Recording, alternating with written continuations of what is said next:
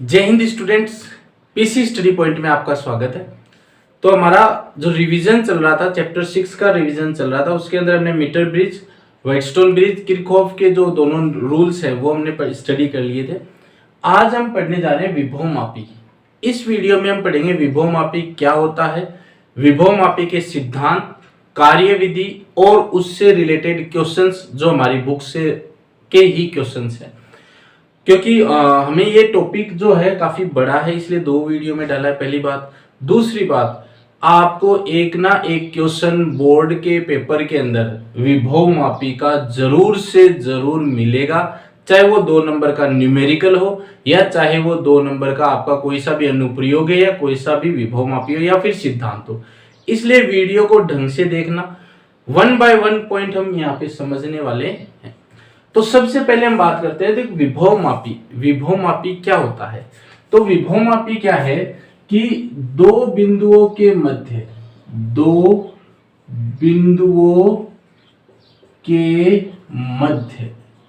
विभवांतर का मापन शुद्धता से करता है। विभवांतर का मापन शुद्धता से। अगर हमें 2 बिंदुओं के मध्य शुद्धता से विभवांतर मापन करना है तो हम विभव मापी का उपयोग करेंगे। किस तरीके से इसको एक एग्जाम्पल के तरीके से समझते हैं। जैसे ये कोई हमारे पास मतलब और भी पूरा परिपथ है, लेकिन अभी हमने ये लिया है। ये प्रतिरोध है जिसका मान है 50 ओम। इसमें से मान लिया कि धारा जो बह रही है वो बह रही है 10 एम्पियर।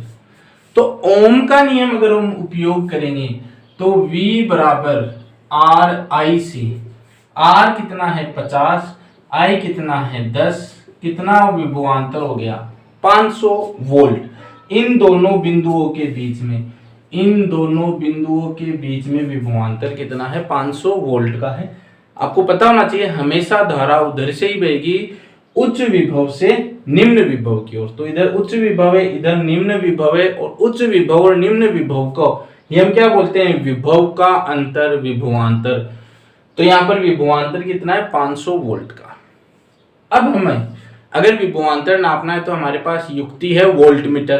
तो वोल्टमीटर अगर हम लें और वोल्टमीटर को हम लगाते हैं समांतर क्रम में, और वोल्टमीटर लगाने के लिए भी हम यहां से एक तार लेंगे और यहां से एक तार लेंगे। वो दोनों तार कहां पे लगा देंगे? वोल्टमीटर के अंदर लगा लेंगे।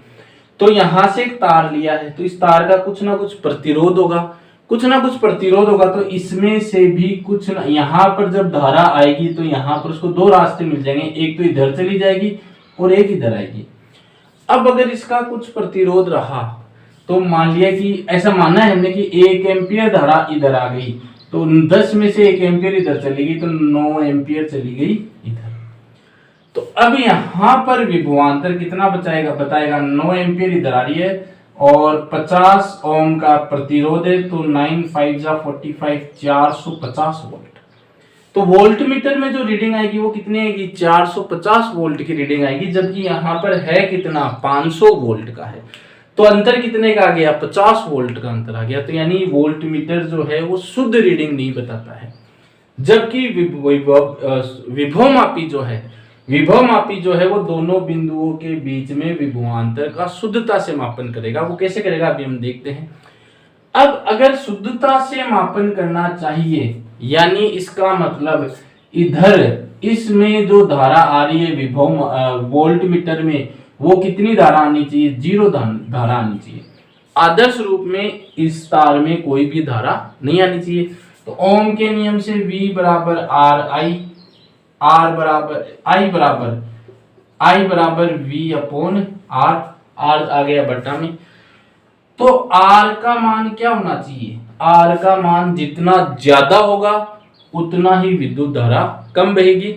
आदर्श रूप में R क्या होना चाहिए? अनंत होना चाहिए, जिससे विद्युत धारा क्या हो जाए? 0 हो जाए। तो इसका मतलब विभव मापी अनंत प्रतिरोध का आदर्श वोल्टमीटर है। अनंत प्रतिरोध का आदर्श वोल्ट मीटर है। ऐसा क्वेश्चन भी है हमारी बुक के अंदर ऑब्जेक्टिव कि विभव मापी क्या है, 4 ऑप्शन दिया हुआ है। अनंत प्रतिरोध का आदर्श वोल्ट मीटर है। वोल्ट मीटर का प्रतिरोध कितना होना चाहिए? अनंत होना चाहिए, ताकि जो तार हमने लगा रखे उसमें 0 एम्पियर की धारा है, इसलिए उसका प्रतिरोध अनंत होना चाहिए। अब ऐसा प्रैक्टिकली होता नहीं है, तो इसलिए हम इसको क्या बोलते हैं? आदर्श वोल्ट मीटर, यानी आइडियली वोल्ट मीटर हम इसको बोलते हैं। तो अनंत प्रतिरोध का आदर्श वोल्ट मीटर होना चाहिए, ये चीज हमें याद करनी है। तो एक तो विभव मापी दो बिंदुओं के बीच में विभवांतर का शुद्धता से मापन करना है, तथा साथ में ही इसी परिभाषा में हम लिखेंगे तथा किसी भी सेल का विद्युत वाहक बल भी ज्ञात करता। Find out the electromotive force of any cell, या किसी भी सेल का विद्युत वाहक बल ज्ञात करता है। तो पूरी परिभाषा हो जाएगी, विद्युत विभव मापी एक ऐसी युक्ति है जो किसी सेल का विद्युत वाहक बल ज्ञात करती है तथा दो बिंदुओं के मध्य, किसी भी परिपथ में दो बिंदुओं के मध्य विभवांतर का शुद्धता से मापन करती है, और यह अनंत प्रतिरोध का आदर्श वोल्ट मीटर होता है। ये पूरी चीज अगर आप लिखोगे तो आपकी परिभाषा हो जाएगी कंप्लीट। अब आगे बढ़ते हैं, ठीक है। इंटरेस्टिंग वीडियो है, पूरा पोटेंशियल मीटर यानी विभव मापी का हम पोस्टमार्टम कर देंगे। संरचना यानी कंस्ट्रक्शन, कंस्ट्रक्शन। तो आई होप आप लोगों ने आपकी लैब के अंदर पोटेंशियोमीटर देखा होगा, नहीं भी देखा है तो कुछ इस तरीके का होता है। एक बड़ा लकड़ी का बॉक्स होता है, लकड़ी का बॉक्स, एक बड़ा सा लकड़ी का बॉक्स होता है। उस पे जैसे यहाँ पर और यहाँ पर ऐसे आमने सामने ऐसे कॉपर की या लोहे की पत्तियां लगी रहती हैं, ठीक है। यहाँ पर या तो पेच का कोई स्क्रू लगा होगा, या यहाँ पर एक घुर्नी टाइप लगी रहती है। तो होगा क्या, इधर से तार आएगा, वो इस घुर्नी से होता हुआ इधर आ जाएगा, फिर यहाँ पर भी घुर्नी से होता हुआ वो इधर आ जाएगा, यहाँ पर भी घुर्नी से होता हुआ वो इधर आ जाएगा, यहाँ पर भी घुर्नी से होता हुआ इधर चला जाएगा, और यहाँ से घुर्नी से होता हुआ इधर चला जाएगा। ये तार, ये जो लंबाई है वो 1 मीटर या 100 सेंटीमीटर की है। ये जो लंबाई है वो 1 मीटर बराबर 100 सेंटीमीटर। तो 1 मीटर ये हो गया, 1 मीटर ये, 1 मीटर ये, 1 मीटर ये, 1 मीटर ये, 1 मीटर ये, तो 1 2 3 4 5 6 मीटर है। तो जो तार हम लेते हैं, तार, अब यहां पर भी इस तार पे भी प्रश्न बनता है, तार का प्रतिरोध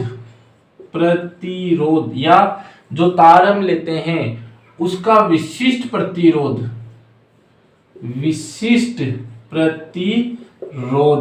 या आपको पता होगा तो विशिष्ट प्रतिरोध को हम क्या बोलते हैं? प्रतिरोधकता।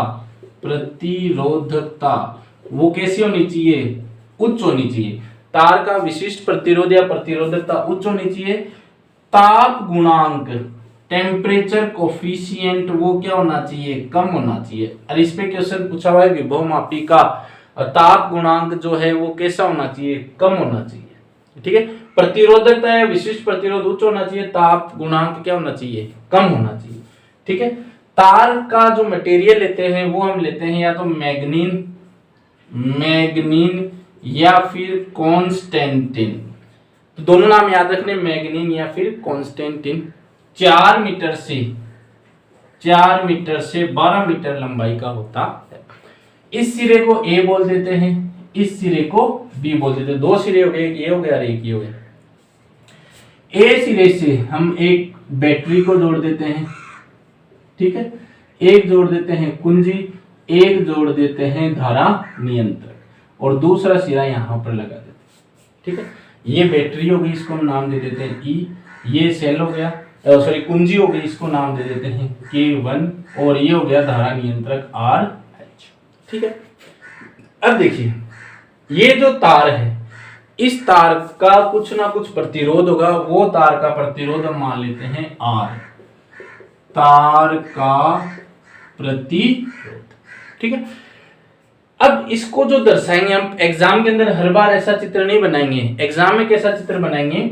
एग्जाम में ऐसा चित्र बनाएंगे कि A और B, ये पूरा तार है, उसको केवल एक लाइन से दर्शा देंगे। ये A हो गया और ये हो गया B, ठीक है। ये पूरा, ये इतना लंबा तार हम दर्शा देंगे। ए सिरा किससे जुड़ा हुआ है, प्लस वाले से जुड़ा हुआ है, तो plus minus plus minus plus minus, फिर कुंजी, फिर धारा नियंत्रक, और ये इस परिपथ को बोलते हैं प्राथमिक परिपथ, प्राथमिक परिपथ, प्राइमरी सर्किट बोलते हैं इसको। ये बैटरी हो गई, ये कुंजी हो गई K1, और ये हो गया धारा नियंत्रक, ठीक है। इसको प्राथमिक परिपथ बोलते हैं। द्वितीयक परिपथ में क्या करते हैं, सेकेंडरी परिपथ में एक सेल ले लेते हैं, एक दूसरी कुंजी ले लेते हैं, एक गैल्वेनोमीटर ले लेते हैं, एक ये जॉकी ले लेते हैं, जो कि हमने मीटर ब्रिज में देखी थी जॉकी। तो एक सेल ले लिया ई, इसको E1 नाम दे दिया, इसको E2 नाम दे दिया, ये कुंजी K2 ले लिया, और ये धारा मापी लेगी। ये धारा मापी में जो भी इसमें धारा बहेगी वो हमें धारा को बताएगा, और इस परिपथ को बोलेंगे द्वितीयक परिपथ। इसको क्या बोलेंगे, द्वितीयक परिपथ, इसको हम बोलेंगे। तो ये संरचना हो जाएगी, बतानी है ये सारी चीजें, चाहे तो पॉइंट वाइज पॉइंट बता देना कि तार, पहले तो तार की बात कर लेना, ये तीनों चीज बता देना, फिर प्राथमिक परिपथ का नाम लिख देना, ये चीजें बता देना, फिर द्वितीयक परिपथ का नाम लिखे। तो ये संरचना में आपका 1 नंबर कोई भी नहीं काट सकता, स्पेशली 1 नंबर का तो डायग्राम होगा, ठीक है। तो ये संरचना हो जाएगी। अब बढ़ते हैं सिद्धांत। देखिए संरचना रटनी नहीं है, जैसा भी आपके मन में आए, जिस भी सेंटेंस में आप लिखना चाहे लिख सकते हैं, बस इंफॉर्मेशन सारी देनी है, और जो भी इंफॉर्मेशन हो उसके नीचे डॉट एक अंडरलाइन कर देना। सिद्धांत ये पूछा जाता है अलग से, प्रिंसिपल, कि विभवमापी किस सिद्धांत पे कार्य करता है। तो विभवमापी 2 सिद्धांत पे कार्य करता है, बिल्कुल ध्यान से समझिएगा। 2 सिद्धांत कौन से हैं।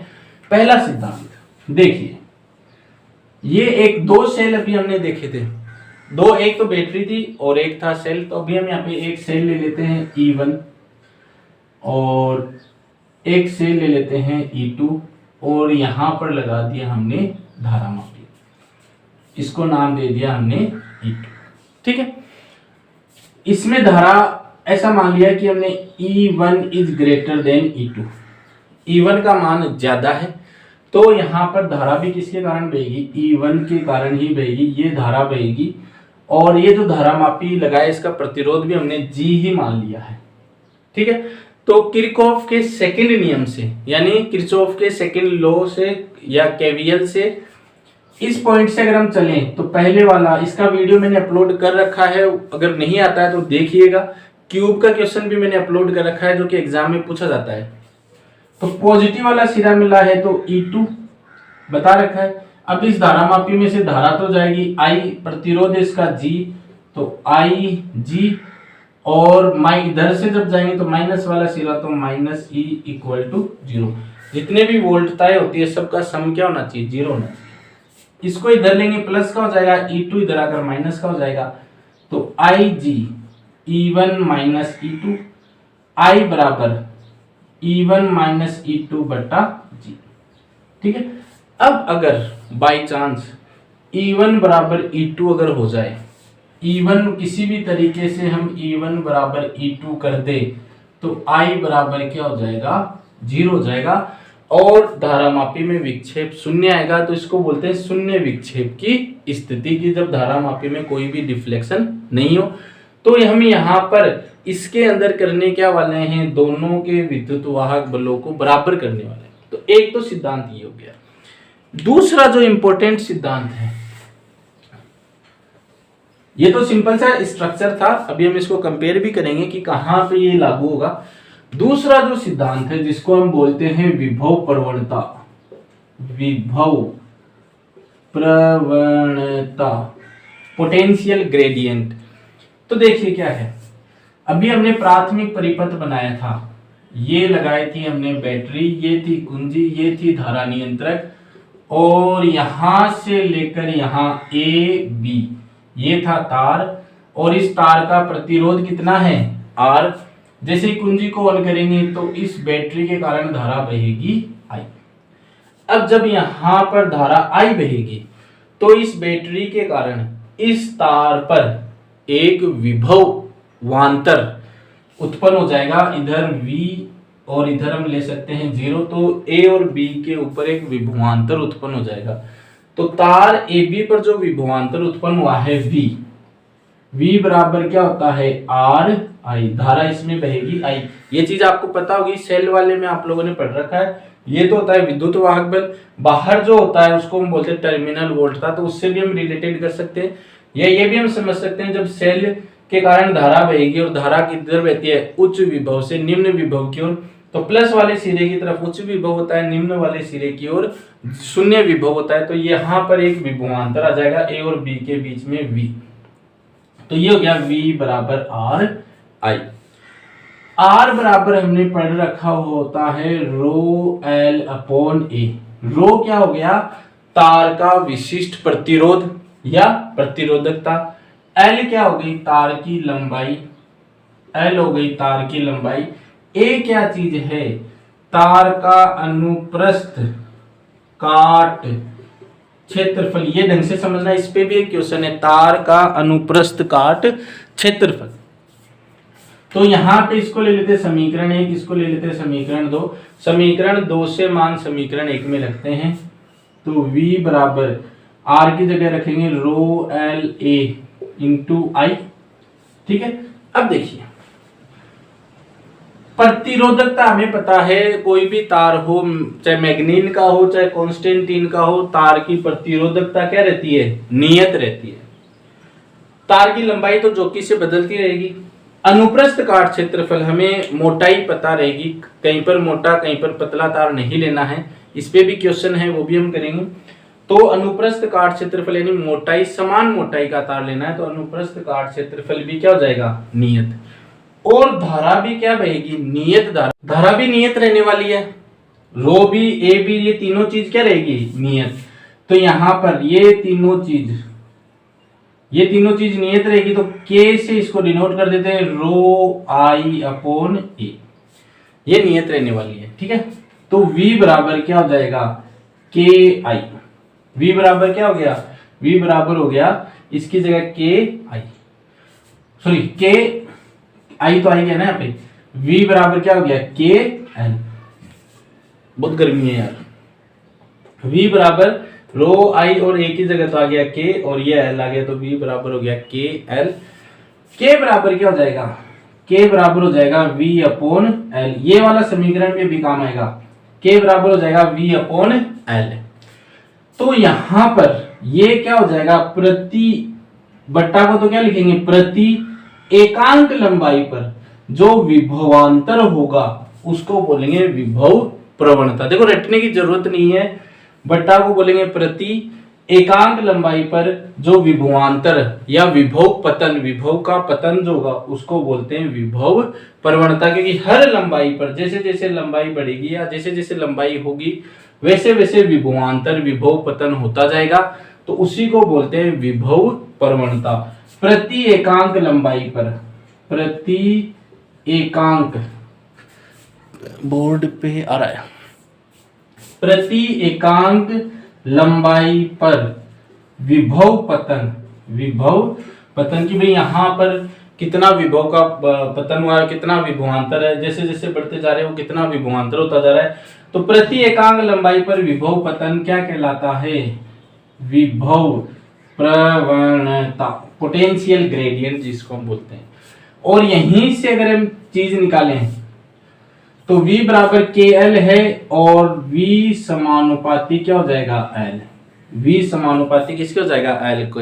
यानी जैसे जैसे लंबाई बढ़ती जाएगी वैसे वैसे विभवांतर भी क्या होता जाएगा, बढ़ता जाएगा। जैसे जैसे लंबाई बढ़ती जाएगी वैसे वैसे विभवांतर भी बढ़ता जाएगा। देखिए मैंने यहाँ पे V लिखा है, यहाँ पर 0 लिखा है, सबसे ज्यादा विभवांतर V माइनस 0 V, यहाँ पर थोड़ा कम, और लंबाई बढ़ी और ज्यादा विभवांतर, और लंबाई बढ़ी और ज्यादा विभवांतर, पूरी लंबाई बढ़ गई तो और ज्यादा क्या हो गया, विभवांतर हो गया। तो जैसे जैसे तार की लंबाई बढ़ती जाएगी वैसे वैसे विभवांतर भी बढ़ता जाएगा। तो ये चीज हो जाएगी यहाँ पर। ठीक है, अब ये तो विभवांतर विभव प्रवणता हो गई। ठीक है, V बराबर, अब इस विभव प्रवणता पर कम से कम 3-4 तरीके के फॉर्मूले हैं, वो सारे हमें आने चाहिए, आने ही आने चाहिए। कैसे आने चाहिए, पहला तो ये देखिए, K बराबर रो आई अपॉन ए। K बराबर क्या है, रो आई अपॉन ए। एक तो ये फॉर्मूला। A क्या है, अनुप्रस्थ काट क्षेत्रफल, और अनुप्रस्थ काट क्षेत्रफल क्या होता है, त्रिज्या क्षेत्रफल क्या हो जाएगा, पाई आर स्क्वायर। यानी विभव प्रवणता जो अनुप्रस्थ काट क्षेत्रफल पर भी निर्भर करती है, जो तार की त्रिज्या है वो उस पर भी निर्भर करती है। एक तो ये फॉर्मूला, एक ये फॉर्मूला में आना ही आना चाहिए, के बराबर वी अपॉन एल। ठीक है, अब जो अगला जो फॉर्मूला है वो हम देखते हैं। देखिए इस v बराबर क्या होता है, v बराबर होता है आर आई। v बराबर क्या होता है, आर आई, ये तो हमें फॉर्मूला पता है। i का मान अगर हम निकालें, किसका मान निकालें, इस प्राथमिक परिपथ में i का मान अगर हम निकालें तो देखिए हम इस बिंदु से चलना शुरू करते हैं, यहाँ पर आए, फिर इधर चले गए, फिर इधर आ गए, फिर ये धारा नियंत्रक आर एच आ गया। ऐसा मान लिया सेल का आंतरिक प्रतिरोध आर है, तो इधर से फिर इधर आ गए, कहीं पर करंट डिवाइड हुआ नहीं हुआ, केवल मुड़ रहा है, विद्युत धारा कहीं पर भी डिवाइड नहीं हुई। तार का प्रतिरोध कितना है, आर। यहाँ पर जो ये प्रतिरोध बॉक्स है या धारा नियंत्रक है, धारा नियंत्रक का प्रतिरोध भी कुछ ना कुछ होगा। सेल का प्रतिरोध है, तीनों प्रतिरोध कौन से क्रम में आ गए, श्रेणी क्रम में आ गए। तो श्रेणी क्रम में आ गए और श्रेणी क्रम में तीनों प्रतिरोध को हम जोड़ते हैं। ठीक है, और I बराबर हम देखें तो I बराबर यहाँ पर सेल का जो यहाँ पर बैटरी लगी है उसका विद्युत वाहक बल कितना है, E या E1 ले लो। ठीक है, और E बराबर कितना है यहाँ पर प्रतिरोध R plus R H plus R, तीनों जो भी प्रतिरोध थे उन तीनों का योग। तो इसको ले लेते हैं समीकरण 1 2, इसको ले लेंगे समीकरण, इसको ले लेंगे समीकरण 3, समीकरण 4, समीकरण 5, समीकरण 6। समीकरण 6 से इस 5 में हम मान रखेंगे तो v बराबर क्या हो जाएगा, I का मान रख देते हैं E upon R plus R H plus R और ये इंटू आर, समीकरण 7। अभी हमने v बराबर निकाला है, विभव प्रवणता k बराबर क्या होता है, v अपॉन एल। तो समीकरण 7 से मान समीकरण 4 में रखने पर, समीकरण 4 में हम रखते हैं तो k बराबर क्या हो जाएगा, v की जगह ये सारा मान रखेंगे तो E upon R R H R into R upon में क्या गया, यहाँ पे अपोन में एल। ये फॉर्मूला आ गया विभव प्रवणता का, ये फॉर्मूला भी है, ये फॉर्मूला भी है, ये फॉर्मूला भी है। एक और चीज R upon L, R upon L, R upon L क्या है, प्रति, देखो मैंने बोला था बट्टा आएगा तो प्रति एकांक लंबाई पर प्रतिरोध, प्रति एकांक लंबाई पर तार की प्रति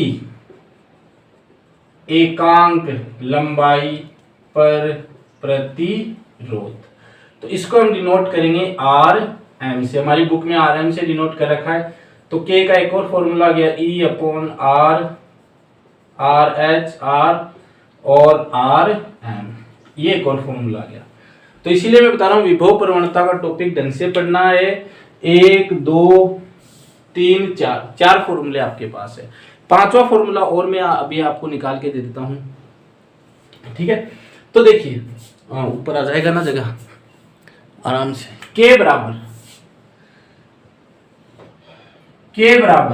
v अपॉन एल, ये तो है ही। v बराबर I R upon L, v की जगह तो रख दिया आई आर और अपॉन में एल है।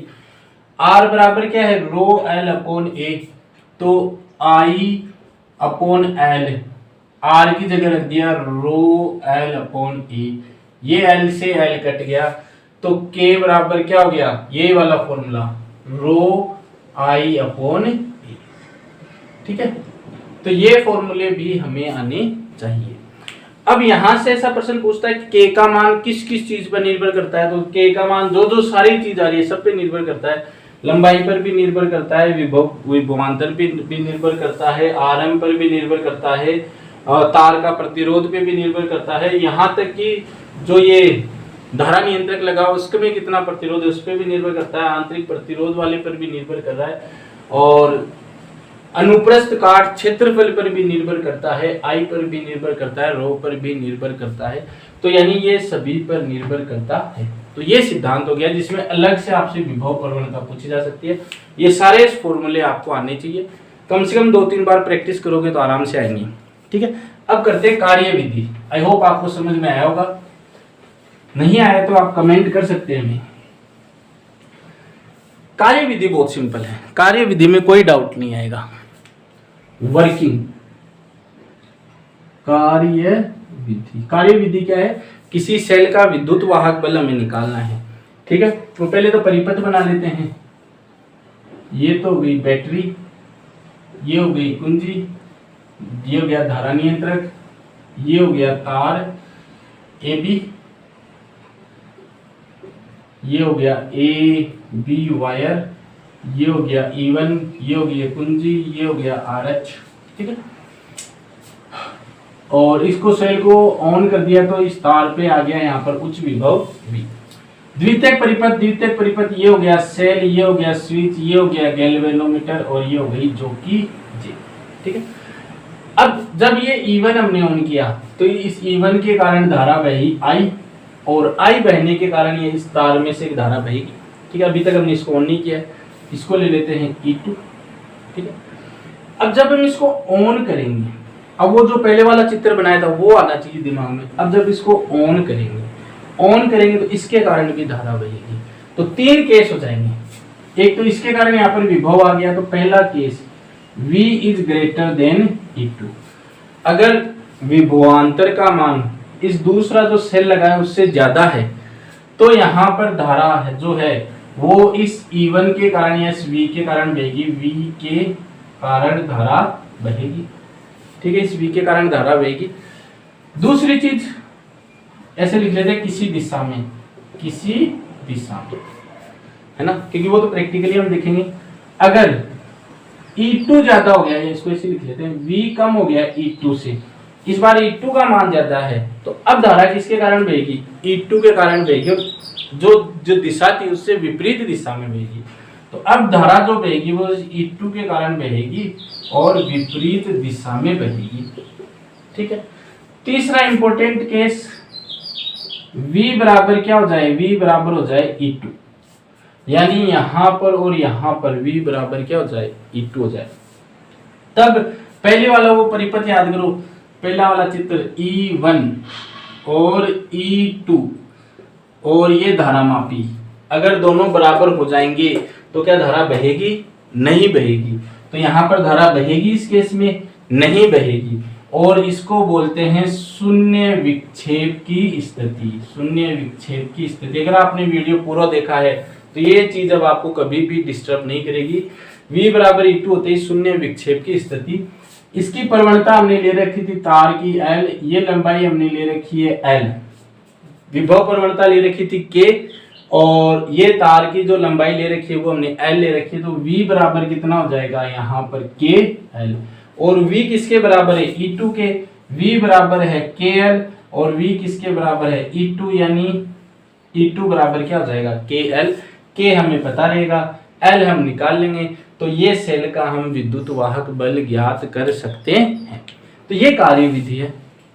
विभव मापी किसे कहते हैं, और सिद्धांत, कार्य विधि ये हमने पढ़ ली। अनुप्रयोग हम नेक्स्ट वीडियो में पढ़ेंगे, लेकिन अभी हम न्यूमेरिकल करते हैं इसकी, जो कि एग्जाम में आते हैं। कमेंट करने हैं, आपको बताना है कि वीडियो आपको अच्छा लगा है कि नहीं लगा है। तो मैं बुक ले लेता हूं।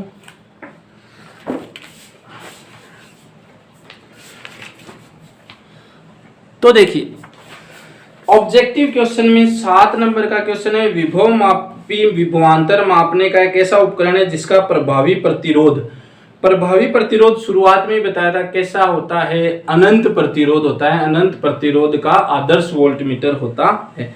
तो इसमें ब आंसर हो जाएगा।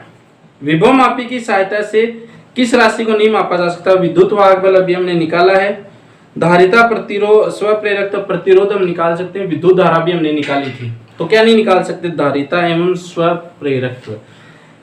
इस बार ऑब्जेक्टिव क्वेश्चंस ज्यादा आने की और संभावना है, इसलिए ढंग से पढ़ लीजिएगा। यही रिक्वेस्ट है पीसी स्टडी पॉइंट की तरफ से। विभव मापी के प्रयोग में E एप्सिलॉन विद्युत वाहक बल का एक सेल L लंबाई पर संतुलित है। ढंग से पढ़िएगा। विभव मापी का प्रयोग कर रहे हैं, उसमें विद्युत वाहक बल एप्सिलॉन का है जो सेल है वो एल लंबाई पर संतुलित कर रहे हैं। दूसरा सेल जिसका विद्युत वाहक बल भी एप्सिलॉन ही है, प्रथम सेल के समांतर क्रम में जोड़ा गया है, तो नई संतुलन की लंबाई। तो पहली बात तो समांतर क्रम में जोड़ा गया है, दोनों का विद्युत वाहक बल समान है और समांतर क्रम में धारा का विभाजन होता है, वोल्टेज का या विद्युत वाहक बल का विभाजन नहीं होता है। तो विभाजन नहीं होगा यानी एप्सिलॉन बराबर के एल, ये सेम है, तो यहाँ पर एल भी क्या रहने वाली है, सेम ही रहने वाली है, तो यहाँ पे एल ही रहेगा। चलिए अति लघुत्रात्मक ऑब्जेक्टिव क्वेश्चन के अंदर फिफ्थ सॉरी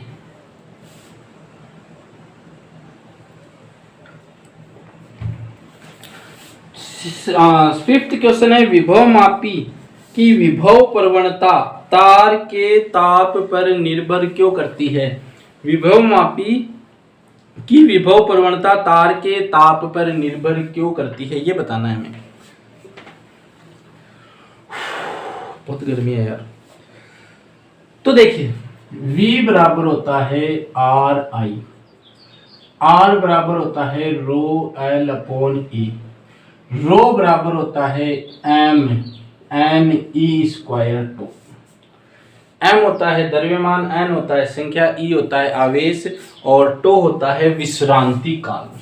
टो होता है विश्रांति काल। विश्रांति काल क्या होता है, एक इलेक्ट्रॉन है टक्कर करता है, तो दो लगातार टक्कर के बीच में लगे समय को हम क्या बोलते हैं, विश्रांति काल। एक टक्कर यहाँ पर की, एक टक्कर यहाँ पर की, तो दोनों टक्कर के बीच में कितना समय लग रहा है वो हमें बताना है। अगर तापमान बढ़ाएंगे तो इस टो का मान क्या हो जाता है, जल्दी जल्दी टक्करें होने लगेंगी, तो टो का मान क्या हो जाएगा, कम हो जाएगा। और हर में राशि कम होती है तो अंश में राशि बढ़ती है, रो बढ़ जाएगा, रो बढ़ जाएगा तो आर भी बढ़ जाएगा, आर बढ़ जाएगा तो वी भी बढ़ जाएगा, और के बराबर होता है वी अपॉन एल। वी बढ़ गया तो के भी बढ़ जाएगा, यानी विभव प्रवणता परिवर्तित होती है। तो इस तरीके से ये प्रभावित करता है, तापमान बढ़ने पर विभव प्रवणता का मान बढ़ जाता है, और जो कि नहीं बढ़ना चाहिए, विभव प्रवणता नियत रहनी चाहिए। अगला, यदि विभव मापी के प्राथमिक परिपथ में प्रयुक्त सेल का विद्युत वाहक बल द्वितीयक परिपथ में प्रयुक्त अज्ञात सेल से कम हो तो क्या होगा, कम होगा तो संतुलन की लंबाई हमें बिल्कुल ही नहीं प्राप्त होगी। हमेशा प्राथमिक परिपथ में हम बैटरी लगाते हैं, उसी का विद्युत वाहक बल ज्यादा होना चाहिए, क्योंकि प्राथमिक परिपथ के कारण ही धारा बहेगी। अगर द्वितीयक के कारण धारा बहा देंगे तो हमें संतुलन की लंबाई नहीं मिलेगी। विभव प्रवणता की परिभाषा बता दी गई है। विभव मापी के तार पर अनुप्रस्थ काट तार की संपूर्ण लंबाई एक समान क्यों होनी चाहिए, क्यों होनी चाहिए, तो के बराबर, अभी हमने सूत्र निकाला, रो आई अपॉन ई।